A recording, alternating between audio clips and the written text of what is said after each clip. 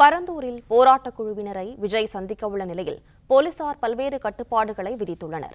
இதுகுறித்த விவரங்களை செய்தியாளர் முனாஃப் வழங்க கேட்கலாம். முனாஃப், வணக்கம். காவல்துறை தரப்பில் என்னென்ன கட்டுப்பாடுகள் விதிக்கப்பட்டிருக்கு, விவரங்களை சொல்லுங்க.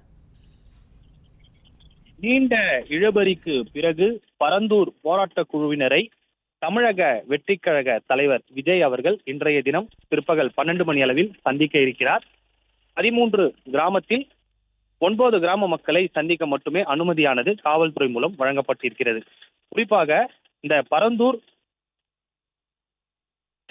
சுமார் 910 நாட்களாக ஏகனாபுரம் கிராம மக்கள் போராட்டத்தை நடத்தி வருகின்றனர்.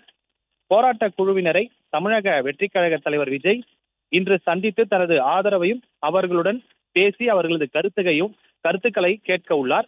நேற்று போராட்ட குழுவினர் ஏகனாபுரம் கிராமத்தில் உள்ள அம்பேத்கர் திறந்தவெளி திடலில் விஜயை சந்திக்க ஏற்பாடுகள் செய்யப்பட்டுள்ள நிலையில காவல்துறை அங்கு சந்திக்க அனுமதி மறுத்துள்ளது. நேற்று பிற்பகல் முதல் இரவு வரை நீண்ட இழுபறிக்கு பிறகு அந்த மேல் பொடவூர் கிராமத்தில் உள்ள வீனஸ் தனியார் திருமண மண்டபத்தில் சந்தித்துக் கொள்ள காவல்துறை அனுமதி வழங்கியுள்ளது. இந்த நிலையில் கட்டுப்பாடுகளுடன் தமிழக வெற்றிக்கழக தலைவர் விஜய் இன்று பிற்பகல் 12 மணி அளவில் பரந்தூர் போராட்ட குழுவினரை விவரங்களுக்கு நன்றி முனாஃப்.